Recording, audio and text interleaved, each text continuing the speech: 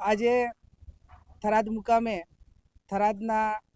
અહીંયા પત્રકારો વિવિધ તમામ ચેનલોના પત્રકારો એમને સૌને અમે સામેથી કોંગ્રેસ પાર્ટીના પ્રમુખશ્રીએ બોલાવીને એક પ્રેસ કોન્ફરન્સ કરવા માટે બોલાવ્યા છે. સૌનો આભાર માનું છું. 21 તારીખે જન આક્રોશ રેલી એ ઢીમા ધરણીધર ભગવાનના દર્શન કરીને કોંગ્રેસ પાર્ટી અલગ અલગ તાલુકાઓમાં લોકોના જે વિવિધ પ્રશ્નો હોય એ પ્રશ્નોને વાચા આપવા માટે અને જે રજૂઆતો આવે એ સરકાર સુધી પહોંચાડીને એનું સોલ્યુશન થાય એ ઉદ્દેશથી આ જન આક્રોશ રેલીનું આયોજન કરેલું હતું. ઢીમાથી દર્શન કર્યા પછી જાહેર જનસભા સંબોધી અને થરાદ કે જ્યાં શિવનગરના તમામ મહિલાઓ હોય, યુવાનો હોય, વડીલો હોય એમને એક જનસંવાદ કાર્યક્રમ એટલે કે એમના વિવિધ પ્રશ્નો સાંભળવા માટેનો એક કાર્યક્રમ રાખેલો હતો. એમાં ત્યાંની મહિલાઓની મુખ્ય રજૂઆત હતી કે બીજું તો બધું સરકારની યોજનાઓનો લાભ મળે ના મળે અમે ચલાવી લઈશું, પણ અમારા દીકરા, અમારા ભાઈઓ, અમારા ઘરવાળા એ આ દારૂ, ડ્રગ્સ, એમડી વિવિધ કેફી પદાર્થોના હિસાબે જે બરબાદ થઈ રહ્યા છે, અમને હેરાન કરે છે, ઘર આખું બરબાદ થઈ રહ્યું છે. કાંઈક કરીને તમે અહીંની લોકલ પોલીસને ભલામણ કરો કે જેથી કરીને આ બંધ કરાવે અને અમારે શાંતિથી અમને જે અમારું જીવન છે જીવવા દે. આટલી વાત જ્યારે લોકોએ મહિલાઓ કરી ત્યારે સ્વાભાવિક છે કે જન આક્રોશના ભાગરૂપે આવ્યા હોય. વિરોધ પક્ષ તરીકે અમારી ફરજ છે જે વાત લોકો કરે એ વાત વહીવટી તંત્ર સુધી પહોંચાડવાની. એના ભાગરૂપે જિગ્નેશભાઈ એ તમામ મહિલાઓ સાથે, લોકો સાથે ત્યાં પોલીસ સ્ટેશન ગયેલા હતા અને એમને જે મહિલાઓની વાત હતી એ પોલીસના અધિકારીઓને વાત કરી કે ભાઈ આ રીતની આ બદીઓ છે. એ હદે વાવ, થરાદ આ તાલુકાઓમાં એમડી હોય, દારૂ હોય, ગાંજો હોય, કેફી પદાર્થો અને એમાં ખાસ કરીને એમડીના હિસાબે ઘણા યુવાનો 1000થી વધારે નવું યંગ જનરેશન વિવિધ સમાજના દીકરાઓ અહીંયા રવાડે ચડ્યા છે. આર્થિક પરિસ્થિતિ એમની આ વસ્તુ ખરીદવા માટેની સક્ષમ ના હોય ત્યારે ક્યાંક ઘરમાં ચોરીઓ છે, ક્યાંક ઝઘડા છે, ક્યાંક હવે એ બધું કરી રહ્યા છતાં પણ પૂરું નથી થતું તો ક્યાંક ને ક્યાંક કેનાલોમાં પડીને સુસાઇડ કરવા માટેની ઘટનાઓ અનેક બની છે અને આવનાર સમયની અંદર આનાથી પણ ઘણી ઘટનાઓ બનવાની છે. ત્યારે એને આગળ આ વસ્તુઓ જે રીતે ઓછી થાય એના માટે કરીને એમણે વાત પણ ત્યાંના અધિકારીઓ સાથે કરી. ગઈકાલે એમણે જે કંઈક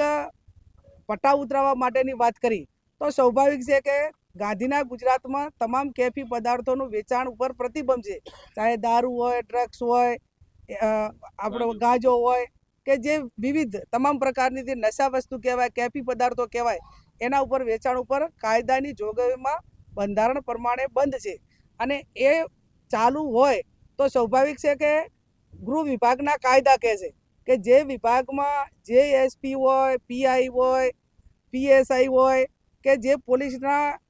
એલસીબી હોય, જે કંઈ એમની હોમ ડિપાર્ટમેન્ટની જેટલી પણ એક કાયદો અને વ્યવસ્થા જાળવવા માટેની જવાબદારીવાળો સ્ટાફ છે એમને જે હદમાંથી પકડાય એના માટે કરીને કાર્યવાહી કરવા માટેના કાયદાની અંદર જોગવાઈ છે. અને ધારો કે કોઈ પીઆઈના અંડરમાં, કોઈ ડીએસપીના જિલ્લાની અંદર ડ્રગ્સ, દારૂ કે એમડી કે આ પકડાય તો એને કાયદાની જોગવાઈમાં એને કાર્યવાહી કરવા માટેની જવાબદારી એ ગાંધીનગર કે ગૃહ વિભાગની છે અને એના જ્યારે કાર્યવાહી થાય ત્યારે એ અધિકારીઓ સસ્પેન્ડ થતા હોય છે. સસ્પેન્ડ થાય એટલે ઓટોમેટિક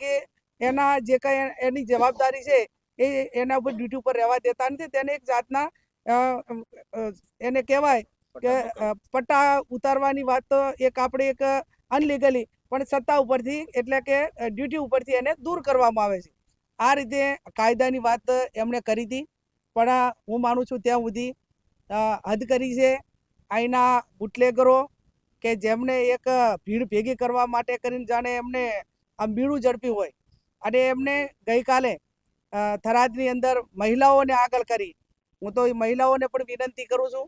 કે જે તમારા પરિવારમાંથી કોઈ નોકરી કરતું હોય કે જે હોય, તમને સ્વાભાવિક છે કે એમના માટે લાગણી હોય, એમાં એ લાગણી હાથે કોઈ એ રીતને થયું હોય તો તમારો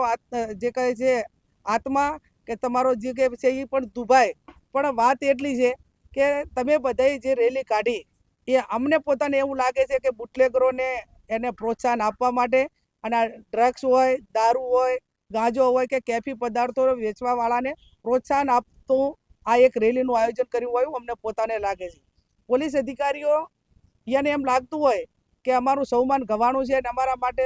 જિગ્નેશ મેવાણીએ અમારું અપમાન કર્યું છે, તો આ ગુજરાતની અંદર ઘણા ઈમાનદાર અધિકારીઓ છે વિભાગની અંદર, આપણે બધા જ હપ્તાવાળા છે ને બધા જ આ વસ્તુને પ્રોત્સાહન આપે એવું કહેવાનો પણ અર્થ અમારો નથી. ભૂતકાળની અંદર અમરેલીમાં નીલપ્રીત રાય કરીને એસપી હતા કે એમણે એક એવું ઉદાહરણ આખા ગુજરાતમાં પૂરું પાડ્યું. 2010ની બેન્ચના જ અધિકારી છે કે જ્યારે એમની બદલી થઈને ત્યારે હજારોની સંખ્યામાં લોકો એમને વિદાય આપવા માટે આવ્યા હતા. કરી બતાવો આવું કંઈક,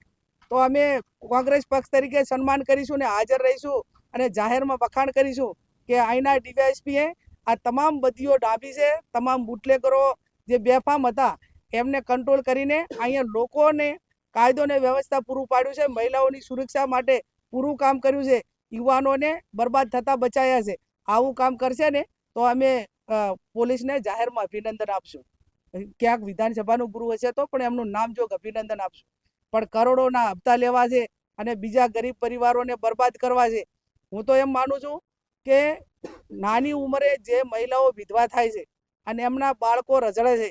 એમને આ સમયની મોંઘવારીની અંદર એક પતિ વગર કઈ રીતે બાળકો મોટા કરવાને એ જે કરતું હોય ને એને ખબર હોય. અને જે દારૂના કેફી રવાડે ચડેલો કોઈ પણ યુવાન એ કેટલી હદે થાય છે એ અનેક દાખલા જોયા છે કે મા બાપને મારવાથી કરીને, ચોરિયાથી કરીને, બાળકોને હેરાન કરવાથી કરીને તમામ પ્રકારની હદો વટાવતો હોય છે. ત્યારે અમારો કહેવાનો અર્થ એટલો જ છે. અને હું તો એમ કહું છું કે રાજકીય વિલ પાવરે વાપરો, એક એવી હરીફાઈ કરો ને કે આખા ગુજરાતની અંદર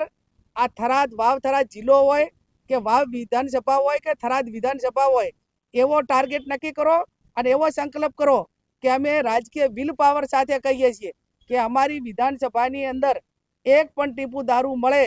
તો અમે ત્યાંના લોકલ અધિકારીઓની સામે કાર્યવાહી કરવડાવશું. અને અથવા તો ગુજરાતના લોકો માટે કે વિધાનસભાના લોકોએ કે જેને ખોબલે ને ખોબલે વોટ આપીને ક્યાંક તમને ઊંચા પદો ઉપર બેહાડ્યા છે, તમારા ઉપર ઘણી આશા અપેક્ષાઓ હતી અને આશા અપેક્ષાઓનો વિલ પાવર વાપરીને એક એવું ઉદાહરણ પૂરું પાડો કે જેથી કરીને અમારે એક વિપક્ષ તરીકે અભિનંદન આપવાના થાય. ચાહે રાજકીય વિલ પાવર વાપરવાનો હોય કે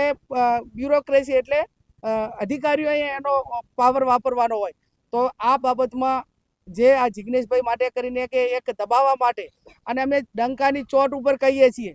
કે આજે ખોટું થતું છે તો અમે બોલીશું, કાલે બોલીશું, ભૂતકાળમાં બોલ્યા હતા, વર્તમાનમાં બોલીશું અને ભવિષ્યમાં પણ બોલીશું. જ્યાં પણ બરબાદી થતી હશે ત્યાં મૂંગા મોઢે અમે સહન નહીં કરીએ. હા, અમે સ્વાભાવિક છે કે અમારી સત્તા નથી એટલે અમે અધિકારીને નથી બદલી શકતા, અમારી સત્તા નથી એટલે અમે એને સસ્પેન્ડ નથી કરી શકતા, પણ વિપક્ષ તરીકે અમારો અવાજ એ અધિકારીઓ સુધી પહોંચાડશું, મીડિયાના માધ્યમથી પહોંચાડશું અને લોકોના હિતમાં જે પણ ખરાબ થતું છે એ ખરાબ રોકવા માટેના પ્રયત્નો કોંગ્રેસ પાર્ટી અમારી જવાબદારી છે અને અમે એમાં પૂરેપૂરા કરીશું.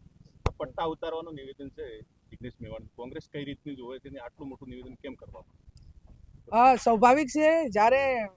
વેદના હોય ને ત્યારે એનું ખૂબ દર્દ થતું હોય છે અને દર્દ અને વેદના ભર્યા સંબંધ એક જે મહિલાઓની જે રજૂઆત હતી એ રજૂઆતના અનુસંધાને કદાચ જન આક્રોશ રેલી તો 21 તારીખે આવી, પણ આની અગાઉ પણ અનેક વખત મહિલાઓએ પોલીસ સ્ટેશનમાં જઈને આવેદનપત્ર આપ્યા છે અને આ બંધ કરવા માટે. અમે તો આવનાર સમયની અંદર આ તમામ જેટલા પણ દારૂના આડા ચાલે છે, જેટલા પણ એમડીના વેપારી છે, કેફી પદાર્થોના વેચાણ કરવા વાળાનું સર્વે કરાવવાના છીએ, ગામ વાઇઝ કરાવવાના છે, સિટી વાઇઝ કરાવવાના છે, મોડલા વાઇઝ કરાવવાના છે અને આ તમામ લિસ્ટ અમે ગૃહ વિભાગને જે તે એસપીને આપવાના છે, એમના પોલીસ વડા ઉપરના હોય એમને આપવાના છે અને ગૃહમંત્રીને પણ આપવાના છીએ. અને છતાં પણ કંટ્રોલ નહીં થાય તો અમે ગાંધી ચિંધ્યા માર્ગે ચાહે ધાર્મિક લોકોનો સહકાર લેવો પડે, ક્યાંક અમારે પોતે વ્યક્તિગત રીતે છેક નીચે લોકોને સમજાવીને આ બધીઓમાંથી બહાર કાઢવા માટેના પ્રયત્નો કરવા પડે કે જે કરવા પડે એ અમે આવનાર સમયની અંદર આ કરીશું અને લોકોને અને યુવાનોને આ બરબાદીમાંથી બચાવવા માટેના પૂરેપૂરા પ્રયત્નો કરીશું.